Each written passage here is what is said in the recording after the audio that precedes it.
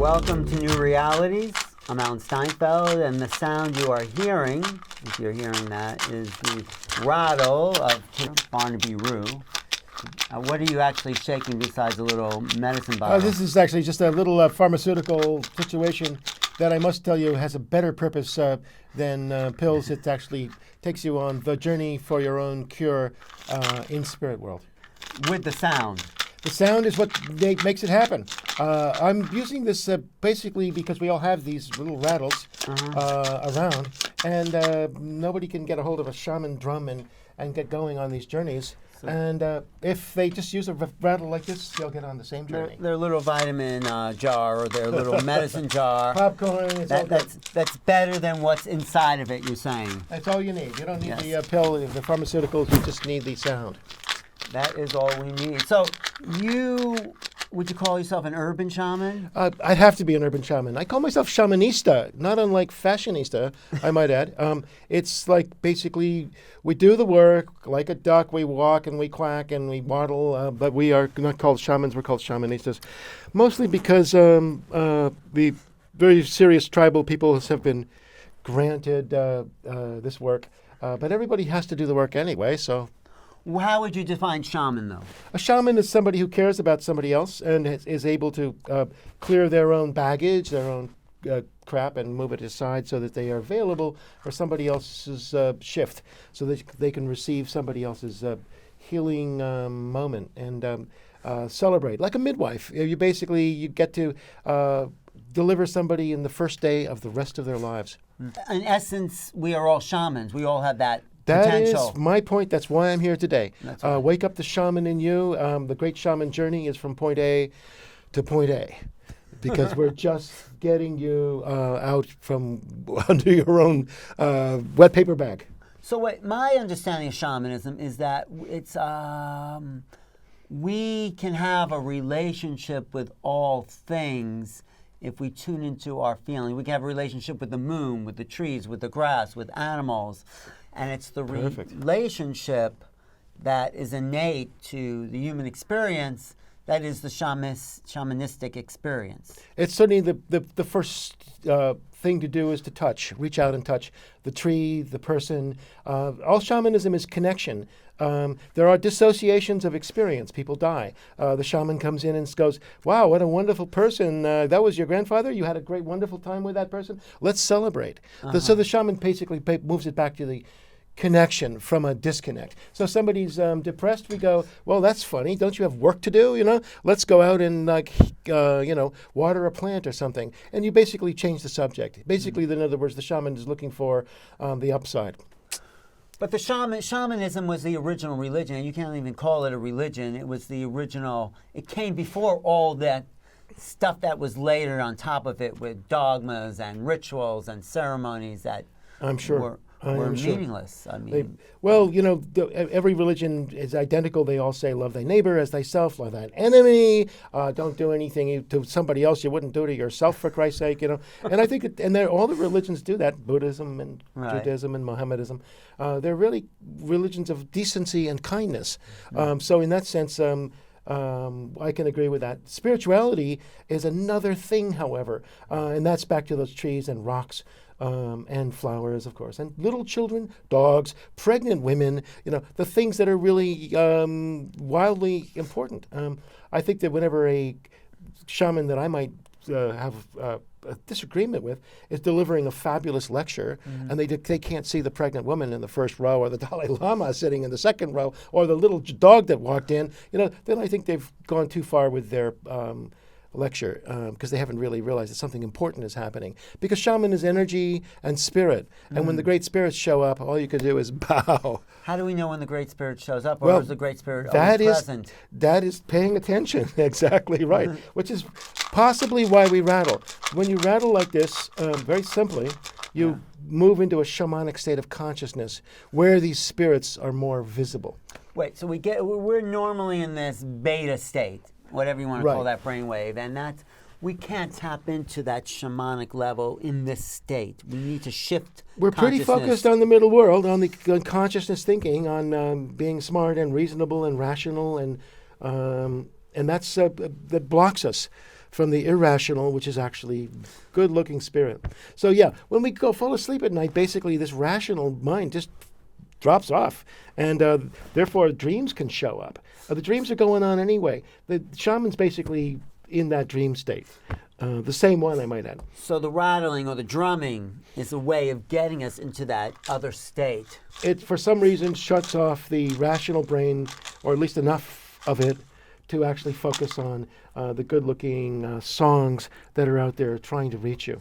But so does the whole thing that you actually wrote about art, painting, creativity actually also shuts off that logical the poets, part. the painters, any 5-year-old child goes into primary process thinking, which is where they just go red, like that, and they just feel great about color. And we admire these children for having these wild experiences painting. These muddy, messy things with their hands.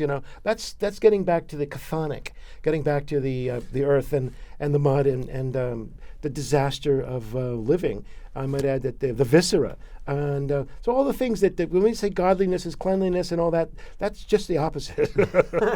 I'm sorry, that God is not the God Clean I know. or neat. Or He's a good God too. Well, look at someone's giving birth. That's not very neat. Isn't that wonderful? Yeah, it's really messy. But getting back to your story, Yeah. well, you seem like you brought up a pretty normal sort of traditional or non-traditional, whatever. Well, I went to the Naval Academy. You which went was to a Naval Academy. That's pretty grotesque. And I was like a midshipman, and I stayed in the Navy quite a while. So I was a very ordinary person, in hiding, Right. which they all were too. Everyone's in hiding who acts ordinary. And where'd this other thing come from? Necessity.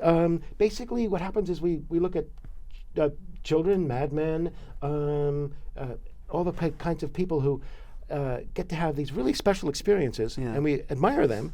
And of course, we also fear that we will become mad if we have those mad experiences. It turns out that the madmen are blessed, and as many people in the Middle Ages always knew, they were blessed with insights into other dimensions.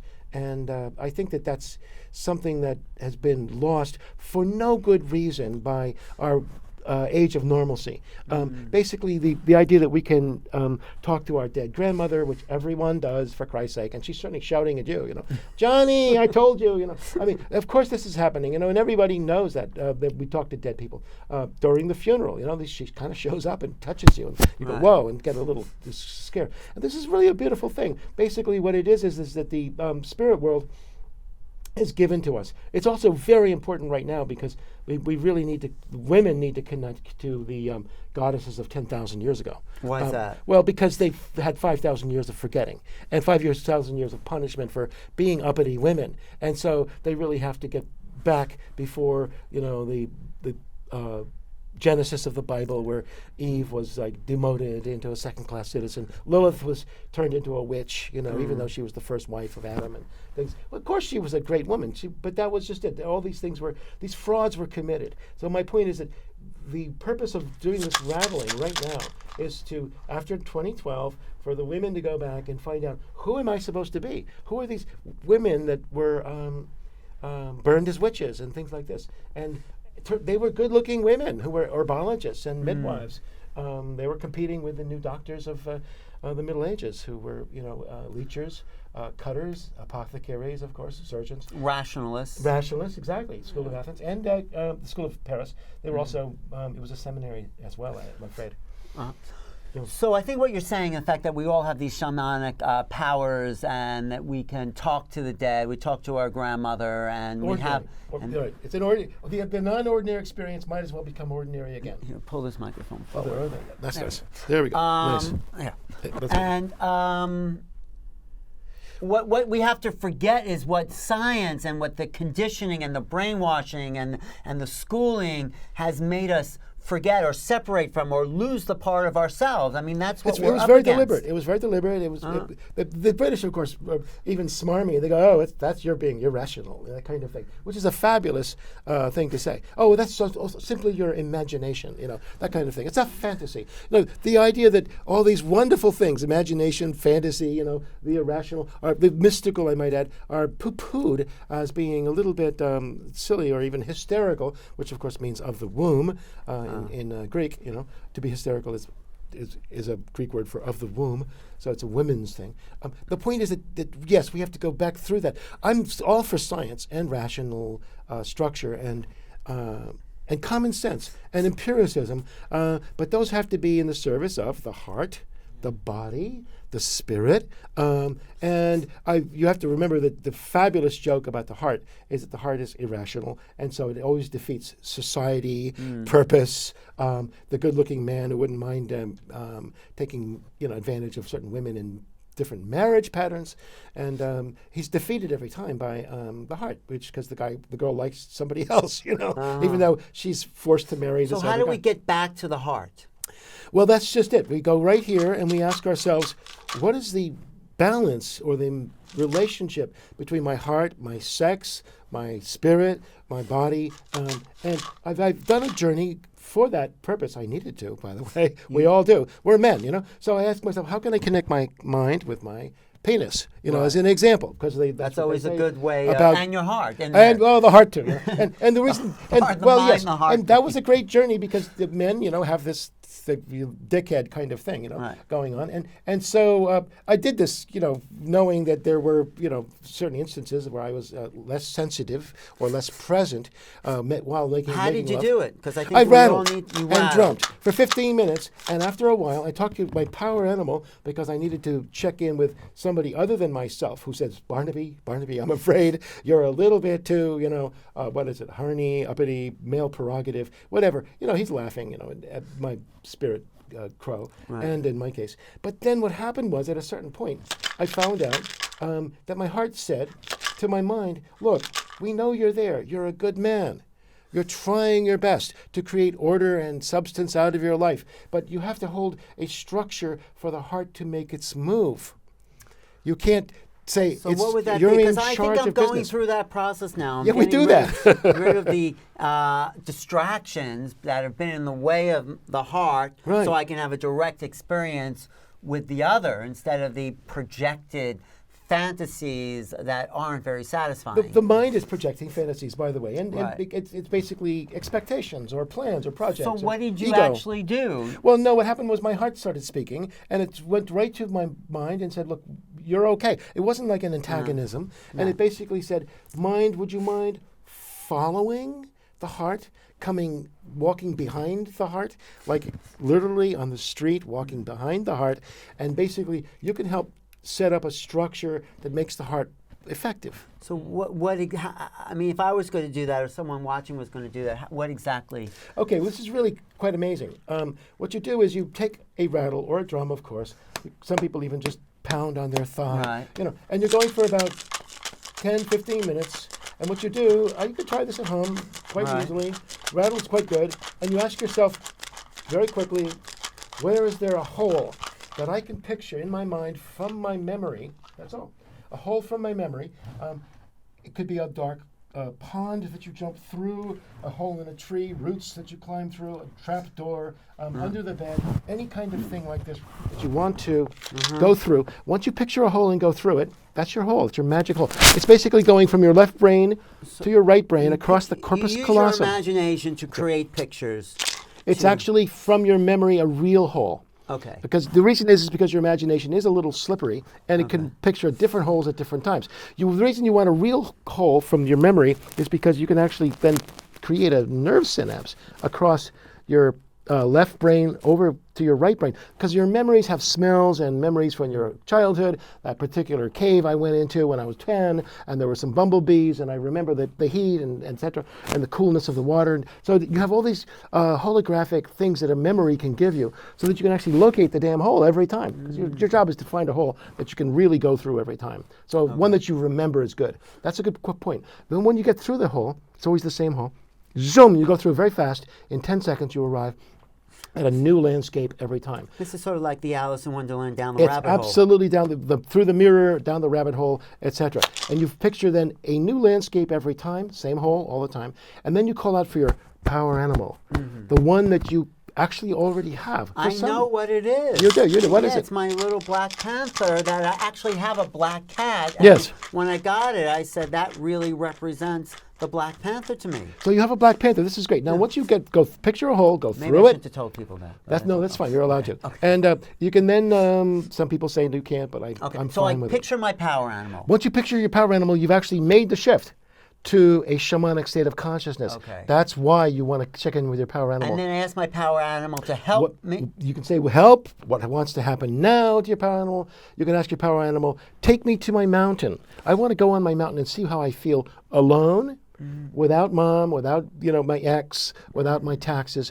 just something alone, and how I feel on my mountain. But my Western conditioning would say, oh, I'm making this all up and I'm just playing with the ideas in my head and it's all silly. The mind even goes, it's a waking dream, so you get to bring this skeptical character right in with you, and he starts arguing with you, the whole thing. Then your panther will look at you and go, listen, Alan, shakong. And then when the panther actually eats you and shits you back out again, I might add, and then you're running with the panther again, so it's not as bad as it looked. But once that's done, then you kind of realize, maybe the panther's got something in mind for me. Now, what happens is this. There are a lot of beautiful clues that we can take from spirit where we realize, oh shit, this was real. Well, only because the unknown is presented in these visions. I've done this, and Yes. it's like stuff you wouldn't expect to be manifested in your mind. That's not from all the old That's right. recycled thoughts. That's right. You can't find where that came from. Seems to come out of nowhere. Right. And so you actually have entered a different landscape, a new landscape. It gets really tangible that something big has happened. If you get burned in a volcano, swallowed by a whale, any number of beautiful things, eaten by a bear, these are mergings, and sometimes Shaman's death, which we're going to do actually on February 2nd on the Martha Graham Studio in New York City at 7 p.m. In Westbeth. And Let's do it. we're going to do that. The shaman's death is actually a really great one because it's a ritual where what we do is we take Alan and we just burn him. We take whoever's watching. Yeah, that would be you. And whoever's watching, this is exactly right. So the people who come for this, they know why they're coming. Basically, they've got old exes they kind of need to get rid of, old grudges, old people judgments. do that at the end of the year, too. That's what Absolutely they right. burn the past year. What a surprise. New Year's is a great ceremony. Right. It's what I like it better than Christmas for the purpose of making a shift. Right. What you get rid of, what you take on. And you can always invent rituals when you get on an airplane and you're going somewhere. The ritual of travel, but also the ritual of in an airplane. You can say, I'm not going to be the same person when I get off that airplane. But let's go back to the going through the whole, coming to a landscape, having your power animal. That's right. You're doing that That's the because journey. you're asking for something to be revealed to you. Is that what you're doing Very this nice. for? So you're coming with an intention, exactly. So a really great one, and what a surprise, this is the right time of year for this. A great intention is what shift can I do? What different person can I be in 2016? It's a shift. It's not like just a resolution like, okay, I'm going to lose 10 pounds. But because you have to realize, I've been the same 185 for 25 years now. In order for me to lose my 10 pounds, I'm going to have to make a different shift than just a little promise. So you asked in the intention, before you went to that hole in the left and right hemispheres, you ask, what do I need to know? This is my intention. Okay. I'm going to lose, let's say, 10 pounds. And then, of course, my animals start laughing because I haven't lost 10 pounds in 30 years. I've been exactly the same weight. I've been planning on this for a long time. So, but then, I say, okay, no, I'm serious this time. Okay. And then basically somebody says, well, and I have to ask somebody other than myself because I've already failed this many times. So I have to ask my crow, and my crow is going to say, look, Barnaby, you're not serious. And then the crow's going to say, you see that girl over there? She's not even looking at you right now, because you're a little turtle walking across the street, She doesn't think you're interesting at all. And I'm going, what do you mean? What do you mean? It's like, I say, I'm serious, Barnaby. So basically you have a little dialogue with yourself, and yourself says, Barnaby, you're not going to really make this thing, So how do you make the thing? Well, you need to find some help from other people. So and this is your other power people animal. are your power It's your animal. power animal. Some other spirits can come in. So you ask your power animal and to show you the way to make this change. Yeah, that's right. Basically, you're making a contract with yourself, but your power animal is there to whisper in your ear, right when you're getting that second course, Barnaby, look at that. You actually need somebody to whisper in your ear and say, no, don't eat that. Don't pick up that spoon, And you also ask for other helpers who may be in the area to come and give you messages or tools or keys. These can be great. This can be 1,000-year-old people. It can be great shamans. It can be Albert Einstein can come and talk to you. I mean, basically, once you get into the spirit world, you can basically pick up the phone. Now, by the way, pyramids. Oh yeah, pyramids. By the way, are not grave sites. They are phone booths. Right, I agree with that. But so you think the spirit world and the world of the imagination are the same? Because there really is. It's all the same for the artists and for the spirits and for the dead people and for everybody's poets, actors. They're basically channeling great things coming through. When somebody's got charisma, when somebody's absolutely magnificent, and that you realize they're just like me, only they're amazing. Right. That's because they're channeling. They actually are just like you. And the other thing about us is you, as in you out there in television land, are amazing. See? Right. And so partly this great shaman journey from point A to point A is to find that great thing you are. One great journey is to say, you take a journey for 15 minutes with the brattle, and you say to yourself, why was I born? And that's a good journey. Those little kids, they wake up and they're like, Marines hitting the beach with these big packs on, and then they got a mission and they look like they're really serious about what they're doing. Little kids look like that, and then they get that beaten out of them. So you want to go back to well, that's your first point here. We have these access to this other world available to us just through our right brain, and we've been so conditioned purposely to not include that, not welcome that, not even recognize it, to let go, to not even acknowledge your own creativity. Yeah. It's been to keep us separate from ourselves so we could be controlled, so we could be it might have been manipulated. considered dangerous. The truth is we're all really normal people, and we can actually go out and trip out a little bit on our fantasies and then come back and talk to policemen in a very ordinary way. Hello, cop officer, have a nice day.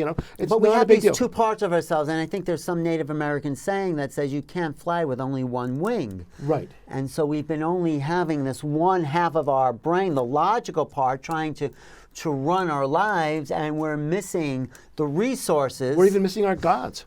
We're missing our, guys should look at women, and just suddenly go, or children, or dogs, I don't care, anything, and fall on their knees. And fall on their knees. Wow, there she is, like you see. Because this is a manifestation of there the she divine. is. Yeah, right, sure. They may, if you're lucky, she'll find you interesting too. But I mean, I'm just saying that people are really quite astonishing. But even more, along those lines, our creations are quite astonishing. What I was saying about your paintings the other day, it's like we should fall on our knees and say, this is a communication from the divine. Each image that we see in front of us, even if it's the most commercial, mundane image, is a representation from another world to our conscious mind. If you read an art history book, they will tell you that Picasso painted this painting. Instead of Picasso channeled this painting from spirit. Nobody says that. See, but they give the guy's name. He's an important artist. He's worth $1 million. That's ego, and right, title. But it's all channeled from spirit, is what you're saying. Even Absolutely. The hat you're wearing, the colors, the intention, the scar. This hat I can wear not because I'm a cool guy, but because it was given to me by a Caro Indian from Peru. Who they're the little people from the mountains who the Incas think are the real deal. Mm-hmm. They look up to these Caros because they're little people who actually still preserving the traditions. So I'm actually borrowing this because I know that this was properly blessed. This is Guatemalan, hand woven by these women, and I know that this was properly sung about. Basically, in other words, what we're doing is we're actually allowed as urban shamans or whoever we are to borrow the blessings and the focuses of natives who, I must say, touch me with their seriousness of purpose. They really like the earth, Well, isn't that the problem we're coming into, this confrontation. We are trying to wipe out the native consciousness, the indigenous, we, the West, the dominant, rational, industrial cultures, is actually trying to wipe these people out, wipe out their tradition and ways of thinking. Because it threatens rational, industrial, Western development. Yeah, and so look at the discomfort that they have with the seventh generation concept. Oh no, we're actually not, making the world really wonderful for our grandchildren. As an example. And I think, and that's an Indian concept, and it's not capitalistic. Manifest destiny of accelerated growth. Well, do you think that hopefully the industrialization will lose and the Indigenous will win out? It's been known to happen. There are entire civilizations that are buried in the sands and disappeared, and even Teotihuacan looked like a bunch of little old mountains until maybe 50 years ago. They suddenly realized those are actually buildings. They thought they were little like hillocks. But I think what you're presenting as an urban shaman is possibly a way to have it both, a way to have left brain and right brain, to have the indigenous wisdom and the Western technologies. I think we can. I think we're coming it's to brilliant. But can we? Is it possible? Tell me, Barnaby. I hope so. It's certainly a brilliant idea. I mean, Einstein figured that one out too. He said, "Please don't use the bomb." That kind of thing. So part of us, invents the atomic bomb, and the other part of us has a heart and realize, well, maybe we shouldn't use this thing. So that's just it. We obviously have both sides to our nature. Humans are quite remarkable. I'm actually surprised that we are as decent as we are, considering how bloodthirsty we also are. Right. So obviously we're a little bit of both. And I think shamanism is clearly asking this question. The reason why the shamans, by the way, were, I must tell you, were despised by the communists of China and Russia, by the religious situations in churches, etc. The reason they were despised and hidden was because of the threat. Because the shaman is basically saying one thing, which is really astonishing. The people know what they need and what their hearts are. Thomas Jefferson, I might add, said the same kind of thing. And the people, in other words, you can trust them, which is why we have voting as a concept, which is why the 99% should be feared, because they should have 99% of the votes, which they really do. Right. That should mean something. See, the people, in other words, and this is what the shaman is basically doing. When I asked the jaguar in Brazil, Yes. why they call him shaman, jaguar is shaman, he said, well, the crickets are my people. The jaguar said the crickets are my people. Not the humans. Well, what he meant was that we humans are the top of the food chain. Yes. But we have to see the cycle of life. And we have to look at the algae right now. By the way, the algae have got, energy figured out. They've harnessed the energy from the sun.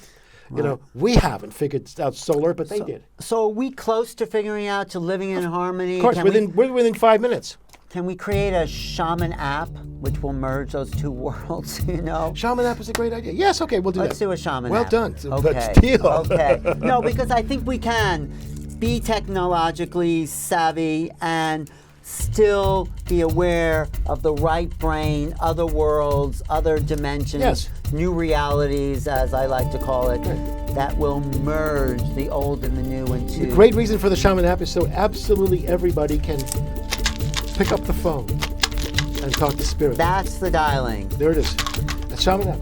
There's the Shaman app. That's it.